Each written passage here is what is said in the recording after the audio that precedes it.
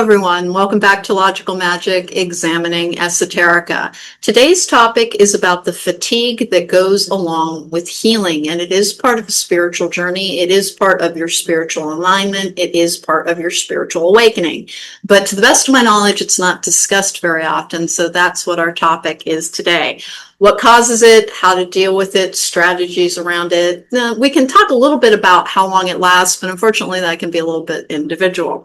Before we get to that, let's get to our housekeeping. If you need to find me, you can find me exclusively at therisingmoon.com. That is the only place to book my services. You can book me for a tarot card reading, a life coaching session, or if you want to simply learn about what you're trying to heal to be your most powerful self, that's where you do it. You can find me on Logical Magic, Examining Esoterica, which comes out on the first Thursday of every month. You can find me on YouTube at Tarot at the Rising Moon, and that is where the video versions of this particular podcast go up. All right, let's get talking about the fatigue that goes along with recovery.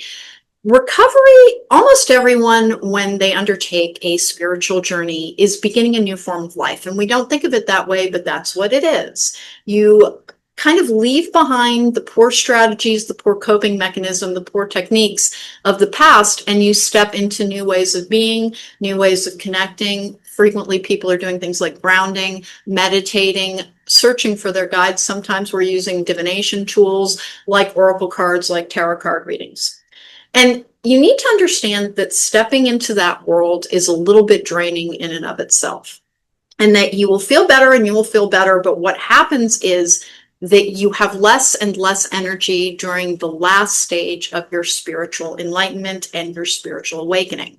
Often people think they're doing something wrong because it feels like they're, deflating almost. You'll have plenty of energy. You'll have lots of get up and go. And when it's gone, it's like you're a balloon that has no air in it. It's just, you're sinking, draining out. It almost feels as if you are powering down like a robot. It really is. You run out of fuel at a spectacular level. It is, you're energetically spent, and it is a natural part of recovery, and it doesn't last long. The reason being that you do a lot of emotional labor when you are healing from your trauma, from the difficulties of the past, from the false versions of self that we all have to discard as we go through the ego death stage, which is, remember, ego is not vanity. It is not synonymous with vanity. Ego is the false sense of self that we all hold, a vision of ourselves that we see and who we think we're trying to hold up to and who we wish others to see. And sometimes there are false versions of self. And many of our coping strategies that usually have to do with repression or unhealthy escapism, really, they repress a lot of emotions that we have to go back and unpack. You will know that you have completed a stage in your journey when the past really doesn't interest you any longer. The saying that the past is memory, it contains many of our lessons about what we might have gotten wrong in the past and what we're trying to do differently in the future. It's a very, very tiring process. It just is. It will leave you drained. It will leave you spent. It doesn't last forever. Typically, that feeling of extreme burnout, that feeling of, I had so much energy and then I did 3 things and then I was so tired that it was unearthly. It is a form of fatigue that isn't like being tired. It feels like running out of any source of energy within you. It almost feels a little bit like dying, and it is part of the ego death process. Ego death, you will always retain a healthy sense of self when you're in a balanced state. And you will always be able to access things like your anger, which can help you defend yourself and have good boundaries. But learning to live in a better balance with it is what you're doing during the period where you are reestablishing or almost regrowing your life. You are starting again. And so you're a little bit new and you run out of energy more quickly. And that is what that is really at the root of it.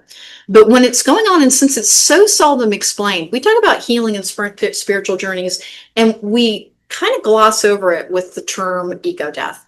It sounds like something that you can logically do, where you can look at your behaviors and I've studied them and analyzed them, and now I understand myself, and that is ego death. No, ego death also involves a little bit the death of your former self. It's not a literal death. No part of you ever really dies. It evolves into a different form. And you use a lot of your energy in creating that new form. So a lot of your manifesting energy, a lot of your psychic ability. By the way, you will notice the draining feeling the most after things like connecting with cards, or any social situations that call upon you to be around a lot of people where you're trying out these new skills. Anything that used to be mildly tiring, but you coped with it in ways that maybe weren't so healthy, will be extremely exhausting when you begin. So what do you do about that? Knowing, first of all, that it's normal helps a lot, because we really don't talk about the difficult parts of healing as much as we should. People deserve to be prepared. That when you undertake a healing journey, it does mean it's not just resting. It's not just feeling better. It is about redoing things, relearning things, reestablishing things. And you want to think of yourself as a house that you're building. When you've healed, when you've dealt with all that trauma, when you've confronted the shadow side stuff, when you understand the ways in which you've gotten in your own way, you've re-poured your foundation. And everything that comes after that is building on top of that. It's the building blocks of your new life. And you have to build it very, staunchly and sturdily, and you put a lot of energy into it, so your energy runs out very quickly at first. One of the best things you can do is work on healing your chakras very frequently. So unearthly fatigue, completely normal. I don't need to browbeat this one. If you've experienced, you're like, oh, thank God, it's part of the process. Because it baffles people. It baffles people what is going on. They're doing everything right. They're trying to connect. They're trying to rise above. They're going for their higher self. They're inviting in their guides. They're taking their healing journey. They've confronted their past, including what they might have gotten wrong, without ego getting in the way of healing it. And then out of nowhere, it feels a little bit like, oh my gosh, I am so tired. It feels more like I am slipping into the grave than I need a nap. And it goes on for a while. 6 months to a year for most people. And it will be foreshortened the more you go towards the healing things that will help.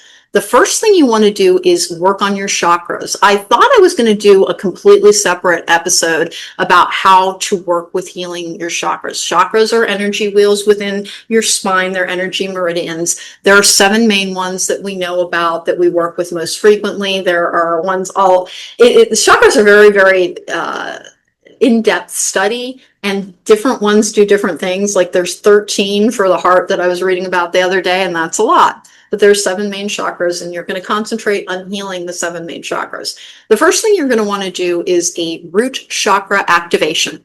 When you are, and that's the word that you're going to look up on YouTube or whatever your preferred source is, root chakra activation, and you can put frequency on there. Inner Lotus Healing Music has ones that are about 15 minutes long. So the very first thing you do is you put on a grounding or grounding recording, or you do something grounding, which can include going out and sitting on the actual earth.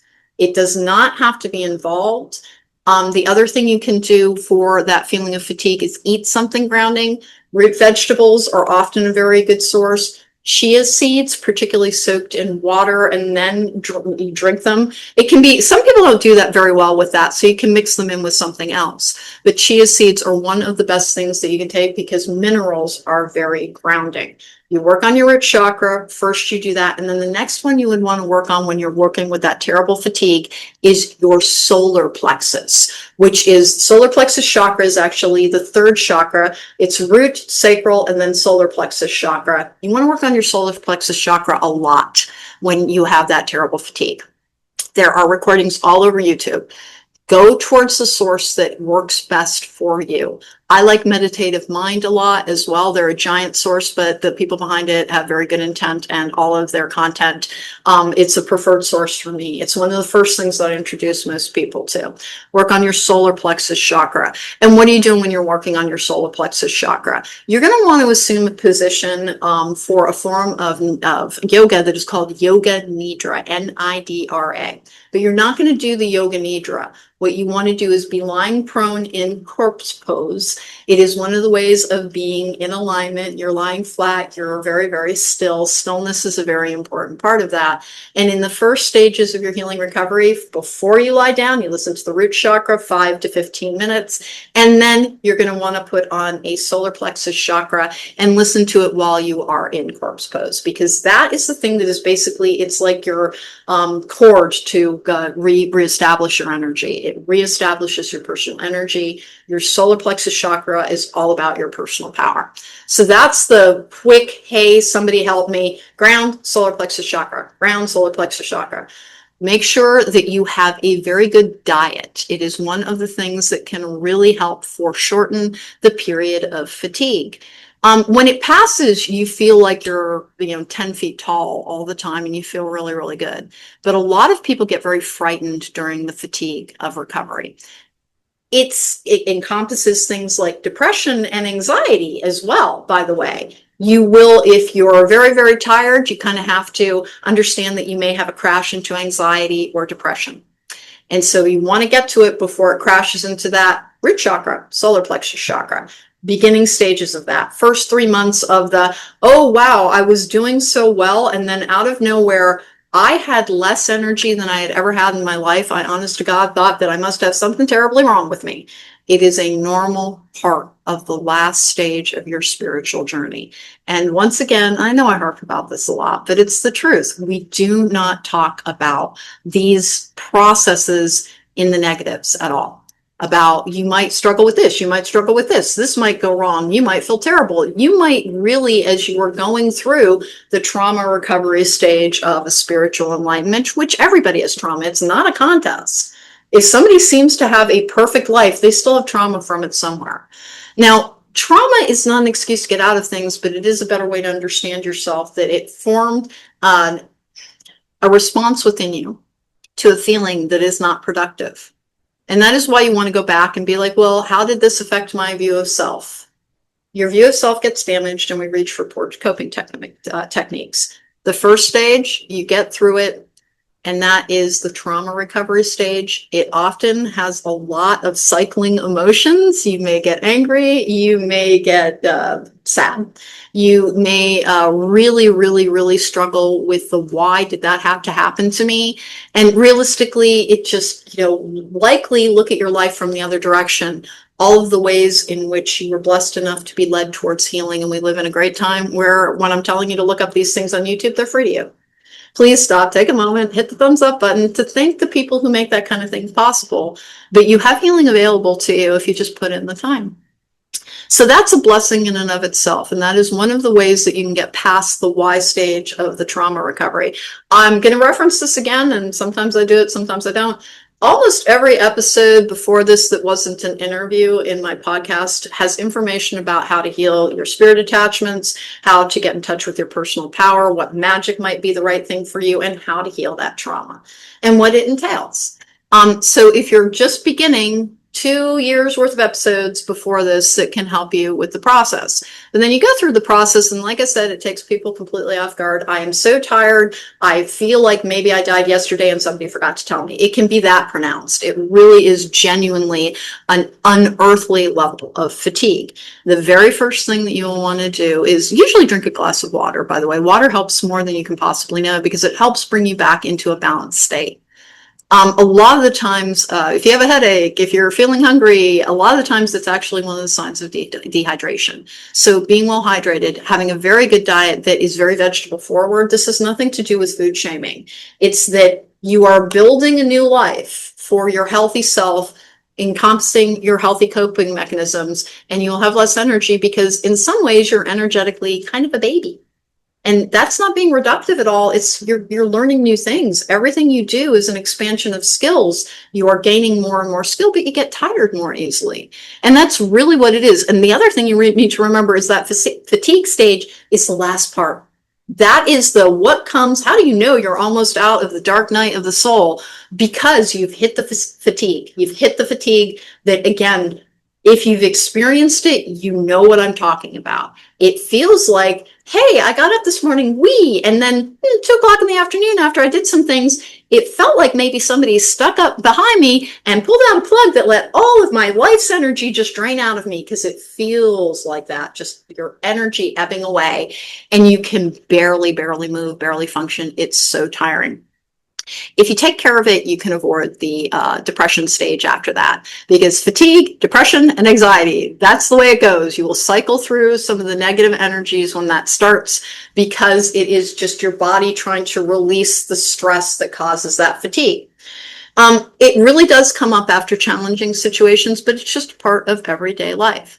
Root chakra, then corpse pose with a solar plexus. Now, if you are beyond that stage, if you're like, no, I meditate pretty darn well, you are still going to want to spend some time in corpse pose with your preferred recordings. Or if you're able to do it without a focus tool, fine, but it helps to have a positive energy coming in on that.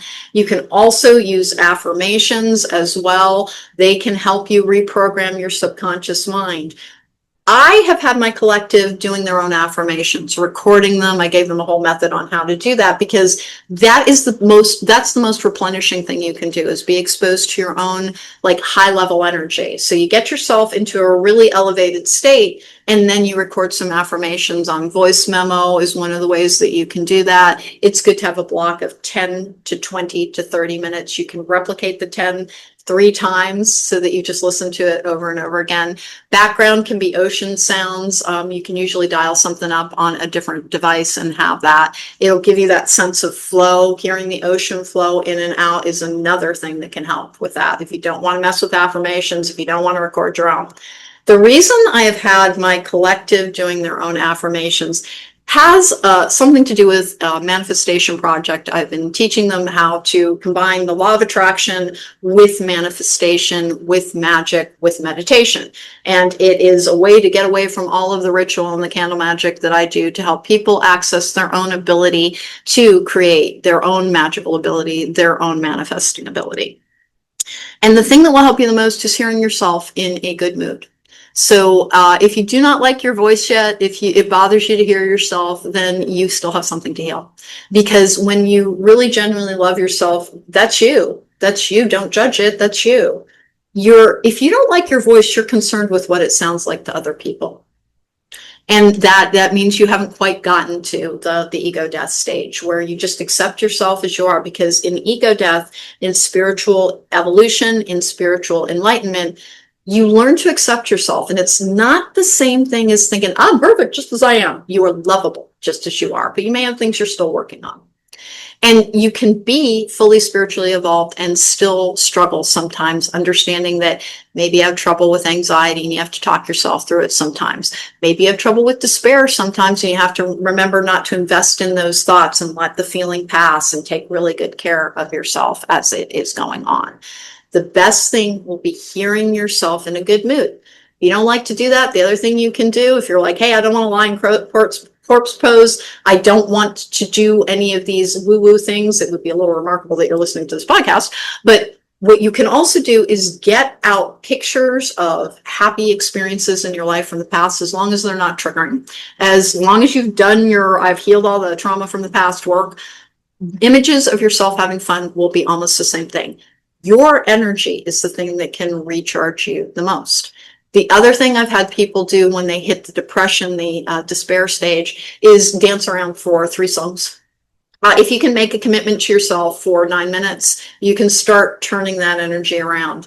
The problem becomes when you're absolutely exhausted and sad, the last thing you want to do is dance around. I have to do it all the time, so I'm used to it, but there are methods that don't have to entail that. The corpse pose is the easiest one, but some people have trouble stilling their mind, and sitting and being still isn't helpful. So you look through images of things that were pleasing to you, good vacations, good parties, avoid anything that, hey, I haven't resolved my feelings for that particular person in that picture. You tell yourself that can wait. If you're looking at things, you're concentrating on yourself for your mood. Look at pictures of yourself being happy. If you have home videos of it, that's the other thing. The other thing you can do is expose yourself to happy songs, happy media. You counteract that feeling of exhaustion with rest and input of positive energy. The thing I was talking about with diet, people get really, they feel judged. And please don't. That is not what I mean at all. You will feel better. You will have more energy if you're putting good fuel in. The idea that food is medicine is real.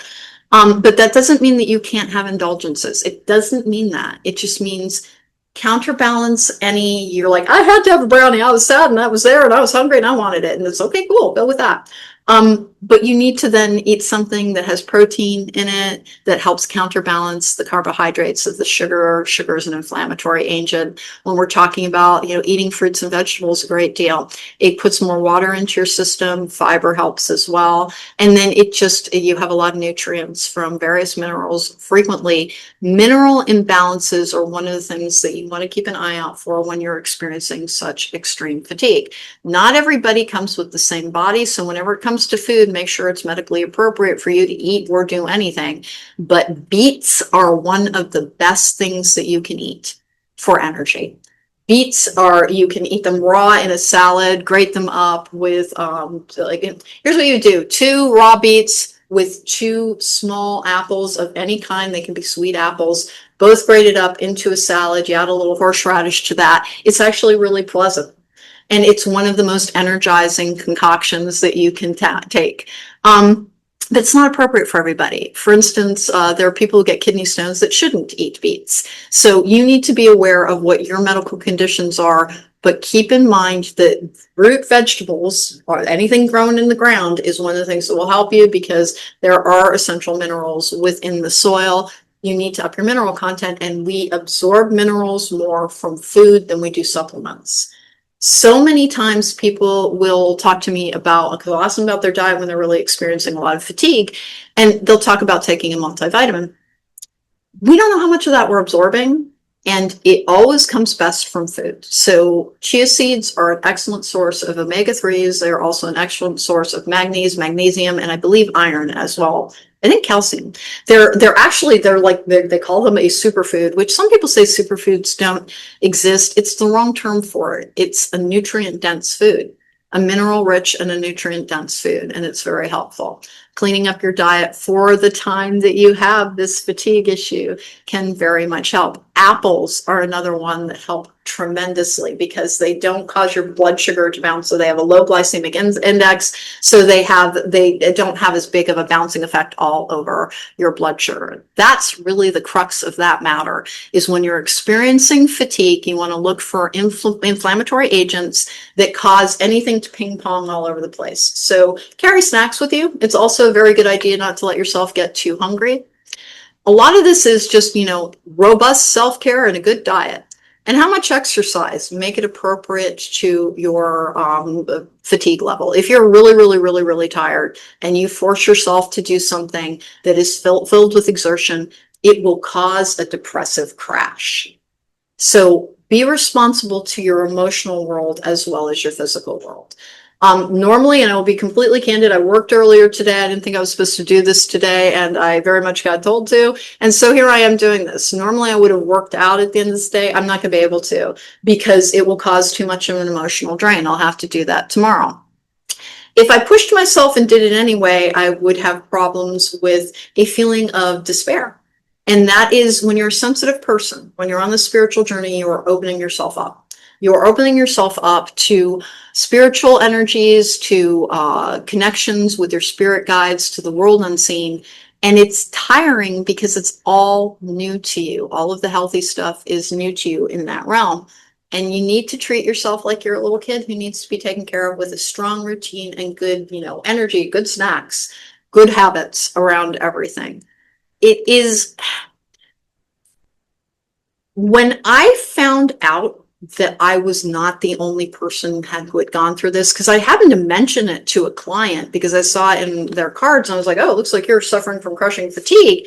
And it started to be like an avalanche of finding out everybody else was. I looked for information around spiritual journeys and the fatigue that goes along with the dark night of the soul, and there was almost none. People mention the dark night of the soul, but it's almost like taboo to talk about the various stages of what goes in it. And you will have these moments of being very, very energized, but it doesn't last long. The thing is it's ever increasing. So if you're experiencing right now, know that it's not, by the way, it doesn't have anything to do with COVID. I have never had COVID-19. It's just a freakish set of circumstances that I simply never got it. That's a completely different thing. Long COVID has a bunch of other health impacts with it, and you might have long COVID, by the way. If you've had COVID, make sure with your doctor that it is not an after effect of that. The type of fatigue I'm talking about is you're otherwise incredibly well, but again, it's that feeling of it just draining away. Like you were just fine, and then you're so close to, you can barely make it to the couch, you're so tired. It is an almost inhuman level of fatigue. But what it really is your body trying to adjust to limits. A lot of people come to a healing journey after a lifetime of destructive habits around handling their emotional world. Some people reach for drugs and alcohol. Substance abuse is a very, very common unhealthy form of escapism to get away from a difficult emotional world. Spiritual journeys teach you a healthy method of being in flow with your emotional world. But it starts out as a trickle. And during the fatigue stage, it's at the trickle. You're going to want it to be like, I turn on that tap and as much energy as I want comes pouring out of me. But at first, it's a trickle. Everything starts gradually in a spiritual journey to help you test your limits so that you can respond to them with the appropriate self-care. And that's actually what that fatigue level is. It is telling you, I'm running out of energy. You need to take care of me. You want to think of it as your inner child basically is waking up and being healthy, but your inner child needs more rest. Like 2 and 3-year-olds, they need their nap.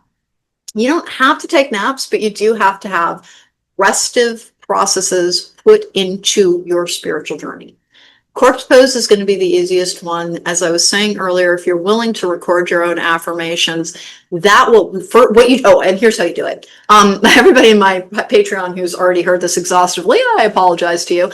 But what everybody else who's not, what you want to do is you get your energy up. Dancing around to happy music, make it happy. Remember, your thoughts create your reality. They genuinely do. So seriously, if you want to have the because I'm happy song on, that's perfect.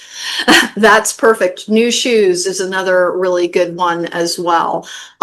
You want it to be something that is uplifting and upbeat. Don't dance for so long that you get tired. 4 songs is perfect. 6 songs is pretty good as well. Don't go beyond that. More than about 18 minutes, you just want to get yourself into a high vibe, and then you sit down and you record yourself with I am statements. I am healthy. I am prosperous. I am successful. I have tremendous energy. I am connected. I am successful. I am manifesting the life of my dreams. I like myself. I'm so happy I get to hang out with me. I am my own best friend.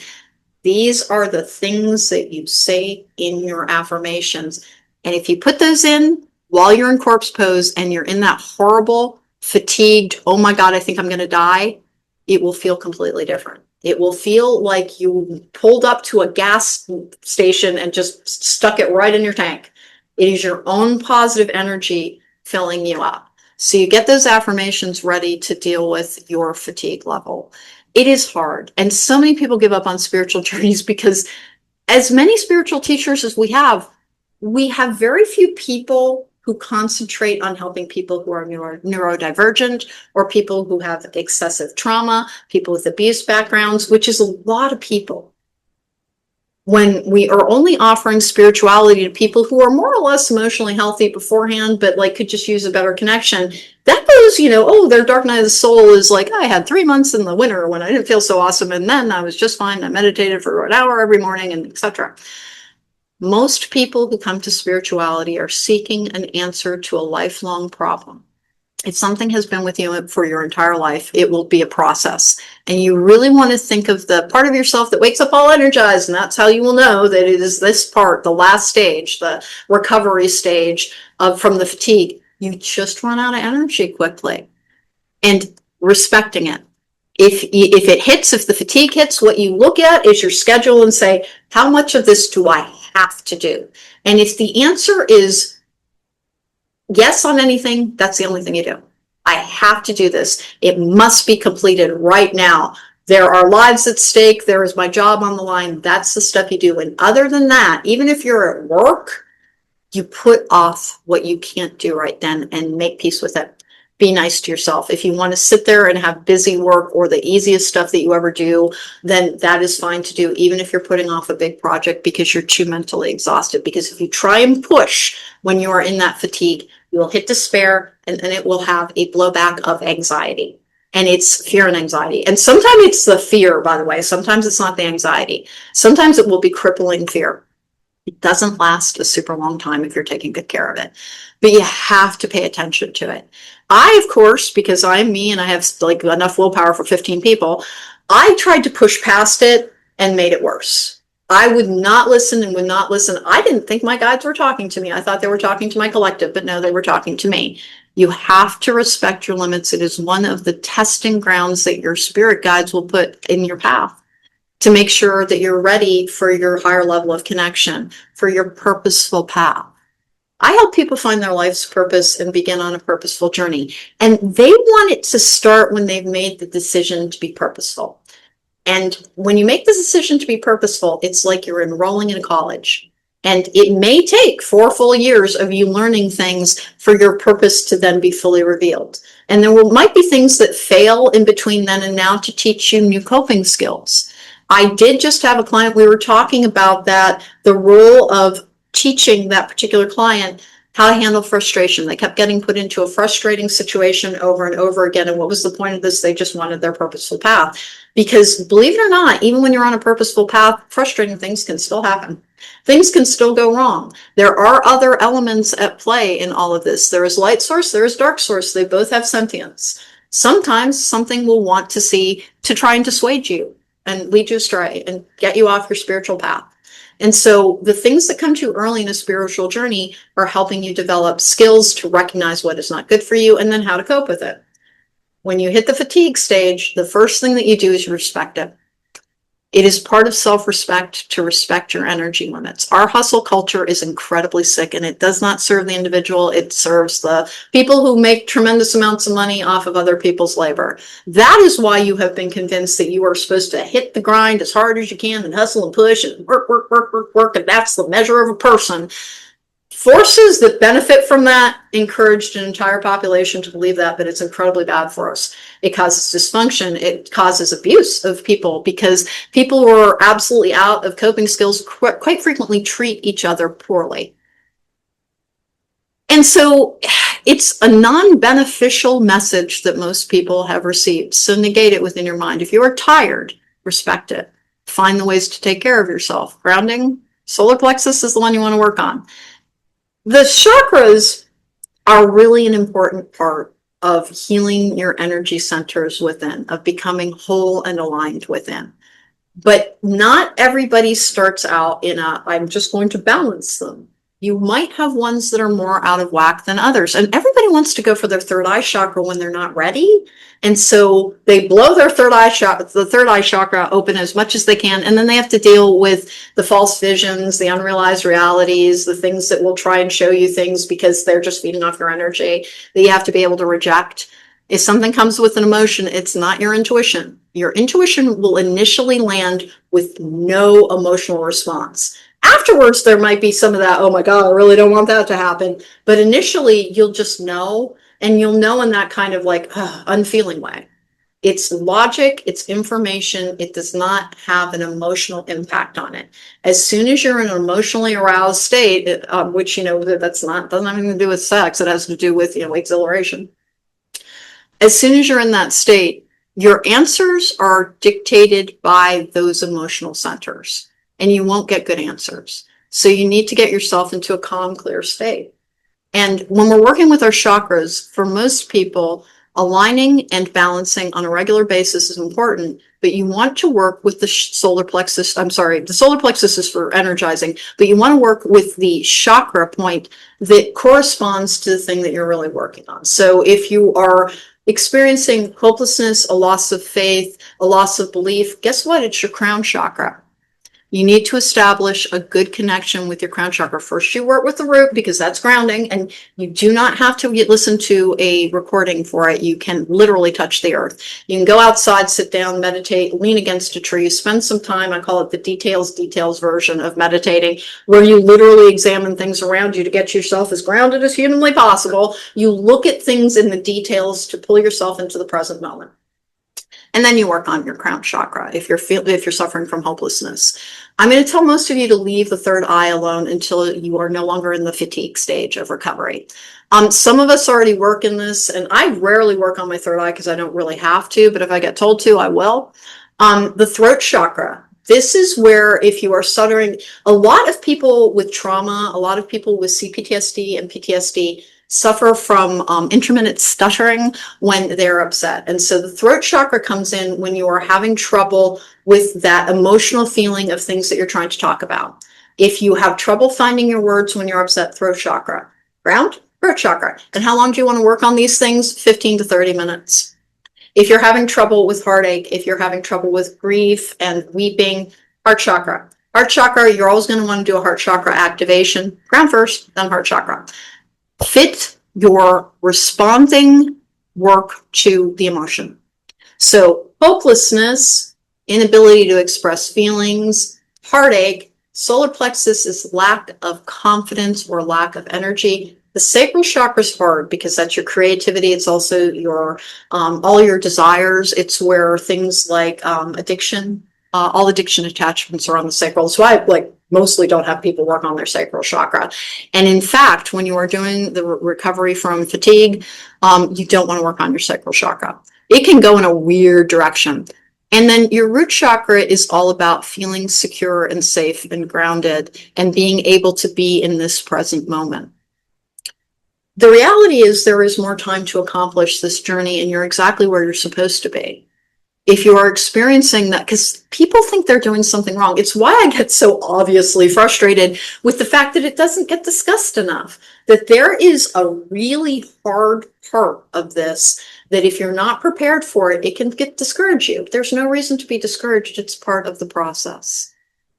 If you have hit I was feeling better, and then it was like I fell off a cliff in terms of energy, you are very well along on your spiritual journey and you're not doing anything wrong. One of the by the way, if the person is listening, it's like, I didn't mean to upset you. You didn't upset me. It upset me that this was not ever taught to you. Somebody made a comment on one of my podcasts that they just assumed they were doing it wrong because all of the other teachers that they had encountered talked about this blissful state. And since they were experiencing this hideous fatigue, they thought they were doing something wrong instead of being, that's part of your healing. Basically, the emotionally safe part of you, the part of you that you know how to take care of, to restore yourself, to focus on yourself, to be your own best everything first, so that you could put your oxygen mask on you first. That's what you're learning about. That person is new. That part of you is new, and you have to let it grow like a plant. It's a seed that you've planted, and the first stages when it's breaking through the soil hurts like heck because new growth hurts. Your growth is going to hurt a little bit. It is going to hurt a little bit. And again, I just wish people had talked about it more, because I think it's what discourages people so frequently, is that, as I couldn't find any other information on it, is that there is a level of fatigue that is absolutely crushing. And it has happened to absolutely everyone that I've talked to when I started asking about it more. Putting this podcast together is about telling you, first of all, it will be over. Second of all, corpse pose, lying still while awake. Yoga Nidra is a form of yogic meditation that you do while you're conscious, but in a completely still state.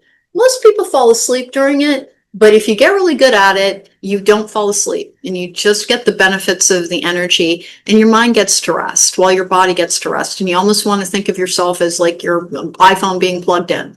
And the energy that you're putting in with the recordings is the electricity that will recharge your battery. And you're going to do it best when you're awake, when you've hit the fatigue. And again, if you've had it, you know what I'm talking about, because it's scary when it starts happening.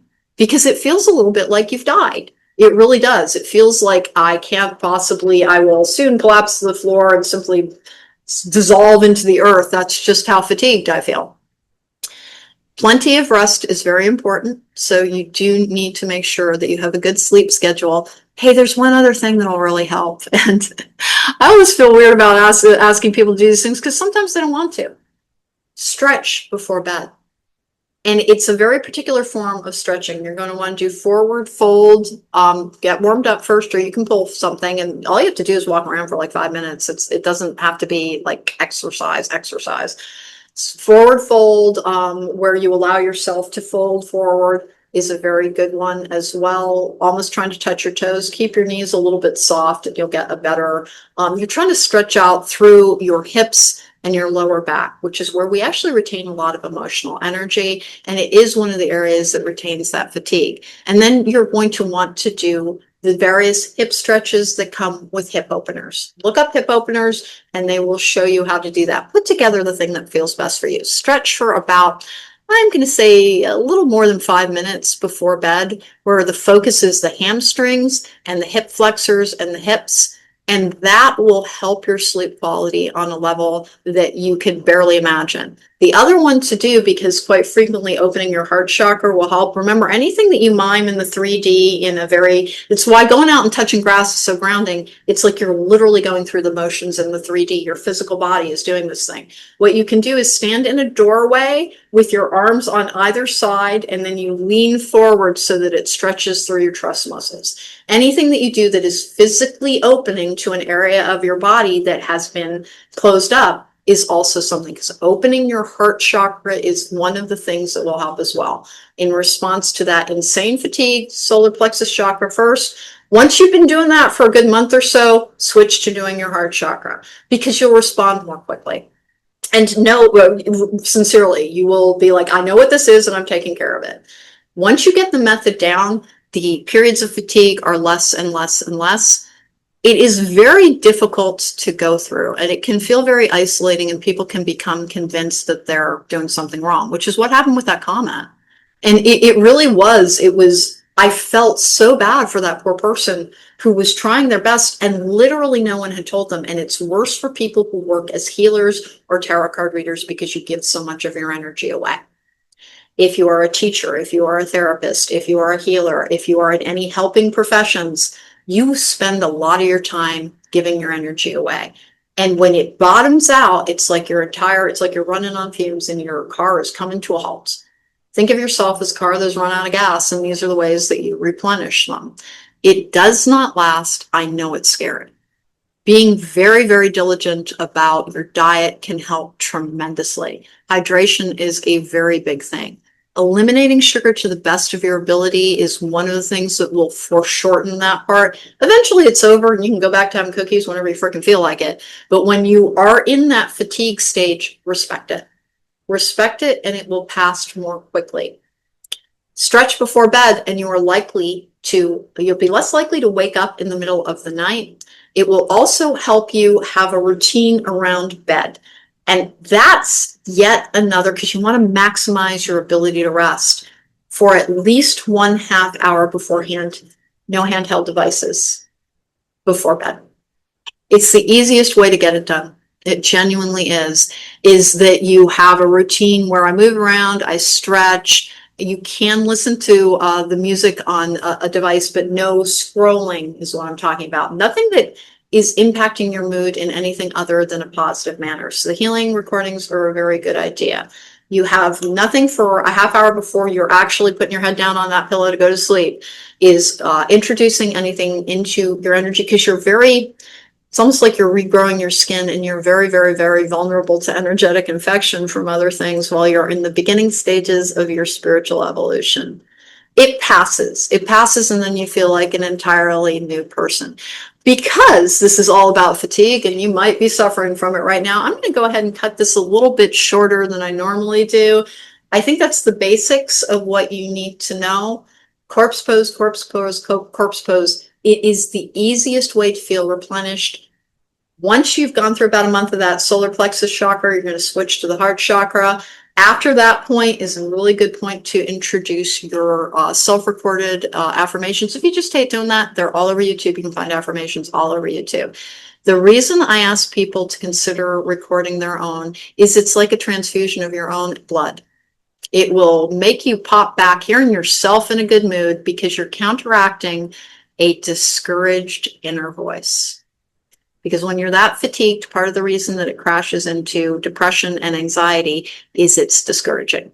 So you want to hear yourself in the happiest, the bobbiest, that I've been hopping around to great music and then I recorded these, and just wait and see how well it works. It really is like a transfusion. Good bedtime habits, excellent diet habits, which doesn't mean you can't indulge. And then there's one more thing to remember. Positive scent stimulation is one of the things that will restore your mood. And I did say scent, not scents.